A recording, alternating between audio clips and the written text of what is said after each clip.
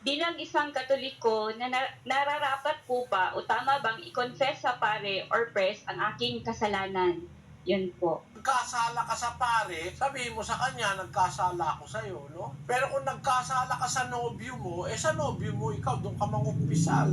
Basahin natin ang 5:16 ng Santiago. Mangagpahayagan nga kayo sa isa't isa ng inyong mga kasalanan. Liwanag, ano? Magpahayagan kayo sa isa't isa ng inyong mga kasalanan. Ang sabi, confess your faults one to another and pray one for another, that he may be healed.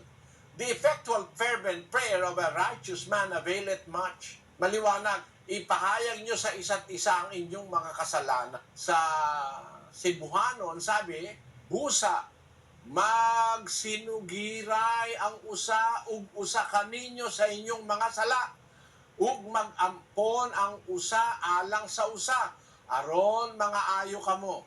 Kita mo? Ang usa ug usa. Halimbawa, nagkasala ka sa kaibigan mo, doon ka mangungumpisal. Hihingi ka sa kanya ng tawad kasi sa kanya ka nagkasala eh. Pero pangunahin dapat, mangumpisal tayo sa Diyos. Siya una sa lahat eh. Basahin natin ang 32:5 ng awit. Aking kinilala ang aking kasalanan sa iyo, at ang aking kasamaan ay hindi ko ikinubli. Aking sinabi, aking ipahahayag ang aking pagsalangsang sa Panginoon, at iyong ipinatawad ang kasamaan ng aking kasalanan. English, kapatid na Daniel. I acknowledge my sin unto thee, and mine iniquity have I not hid. I said, I will confess my transgressions unto the Lord, and thou forgavest the iniquity of my sin. Said, I will confess my transgressions unto the Lord, not to the priest. If you have sinned against a priest, you have to confess it to a priest. But if you have sinned against another person, you have to confess it to that person. If you have sinned against the Lord, first of all, as the Bible said, I will confess my transgressions unto the Lord, and thou forgavest the iniquity of my sin.